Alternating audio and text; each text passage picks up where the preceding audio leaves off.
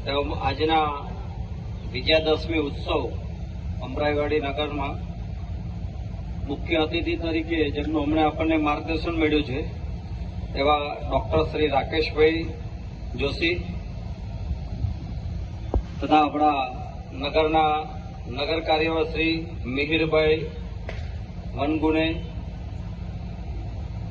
તથા નગરના આમંત્રણને માન આપીને મોટી સંખ્યામાં ઉપસ્થિત સજ્જન નાગરિક, માતૃશક્તિ, સંત, પૂજનીય તથા પ્રિય સ્વયંસેવક બંધો,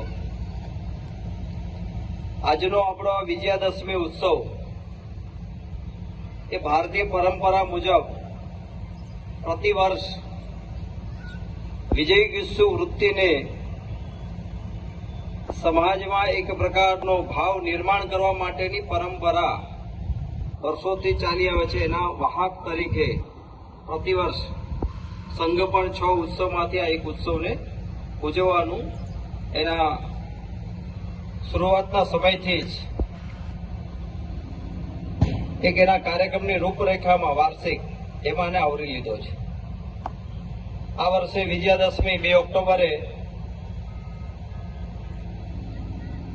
હતો અને આપણા નગરનો યોજના પ્રમાણે 5 ઓક્ટોબરે અમરાઈવાડી નગરનો વિજયાદશમી ઉત્સવ એ ખૂબ ઉત્કૃષ્ટ કહી શકાય એ પ્રકારનું પ્રાત્યક્ષિક સાથે સંપન્ન થવા જઈ રહ્યો છે. વિજયાદશમી ઉત્સવ એટલે ભારતીય પરંપરામાં વિજયાદશમી પૂર્વે જે 9 દિવસ છે આસો મહિનાના એ શક્તિની ઉપાસના માટેના છે.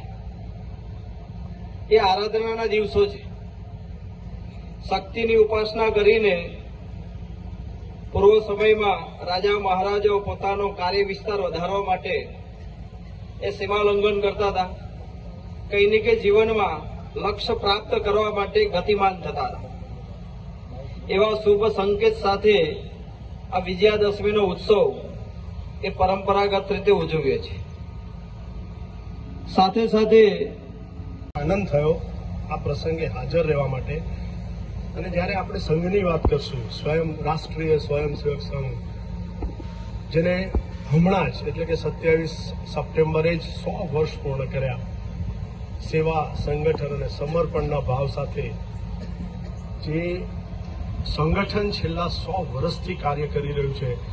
અને એ કાર્ય શું કાર્ય કરી રહ્યું છે, એ મેઇન જે આપણે જો એના જો પોઈન્ટ્સ જોઈશું તો એક ડિસિપ્લિન છે. Self discipline, self motivated. દરેક સમાજના કોઈ પણ એમ કે અણધારો કોઈ પ્રોબ્લેમ આવે, કોઈ તકલીફ આવી પડે તો એમાં ઝંપલાવી દેવાનું, સમાજલક્ષી કામ કરવાના, નેશન ફર્સ્ટ એ એવું કહીશું ને કે ભારતીય છું, હું ભારતીય છું એનું ગૌરવ લેવાનું અને ગૌરવ લઈ અને એ વિચારધારા લોકો સુધી પહોંચાડવાની. પોતે શિક્ષિત થવાનું, પોતાનું ડેવલપમેન્ટ થાય અને જ્યારે પોતાનું ડેવલપમેન્ટનો જે સહયોગ એ રાષ્ટ્ર નિર્માણમાં જાય એવા ખૂબ સુંદર વિચાર સાથે જ્યારે કરોડો લોકો આ વિચારધારા સાથે કામ કરી રહ્યા છે ત્યારે ચોક્કસથી આવનાર સમય એવો હશે જે અત્યારે પણ આપણો મેઇન એમ છે કે આપણે બધા જ સ્વાવલંબી થઈએ, આત્મનિર્ભર થઈએ, પોતાના ઉપર ગૌરવ અનુભવીએ. હું ભારતીય છું એ કહેતા જરા પણ છોગ ન થવો જોઈએ અને હું ભારતીય છું અને હું ઇન્ડિપેન્ડન્ટ છું, હું સ્વતંત્ર પણ છું અને સાથે સ્વાવલંબી પણ છું. મારે કોઈની જરૂર નથી. મારી બધી જ જરૂરિયાતો હું આ દેશમાંથી પૂરી કરીશ, લોકોને તૈયાર કરીશ, લોકો એ બાબતમાં આગળ વધશે અને આપણે સૌ લોકો આગળ વધી અને એક એવા રાષ્ટ્રનું નિર્માણ કરવા તરફ જઈએ જેથી કરીને એક ડિપેન્ડન્સી એવું કહીએ ને કે આપણે પણ એક ડેવલપ કન્ટ્રી તરફ મીટ માંડીએ. અને એની સાથે સાથે ખૂબ સુંદર જે એમ કહીએ ને કે સ્વસ્થતા હોવી જરૂરી છે. જ્યાં એક્સરસાઇઝ, જે કરતબ, જે યોગ, જેના માટે રેગ્યુલર બેઝ પર જે કામ કરવામાં આવે છે એનો એક જ એમ છે કે વ્યક્તિ સ્વસ્થ હશે, ભલે ગમે એટલો એજ્યુકેટેડ હશે પણ સ્વસ્થતા નહીં હોય તો એનું એજ્યુકેશન કામમાં નહીં આવે. સો ભણતર અને એની સાથે સાથે પોતાની શારીરિક સ્વસ્થતા ખૂબ જરૂરી છે અને એના માટે જ કદાચ જીવનમાં યોગ એક્સરસાઇઝને વણી લેવામાં આવી છે કે આનો આપ અભ્યાસ કરો, આપ હંમેશા સ્વસ્થ રહેશો અને સ્વસ્થ રહેશો તો આપ કોઈના કોઈ લેવલે પોતાને ઉપયોગમાં આવશો, સમાજને ઉપયોગમાં આવશો અને એમ કરી અને દેશને ઉપયોગી થઈ શકશો.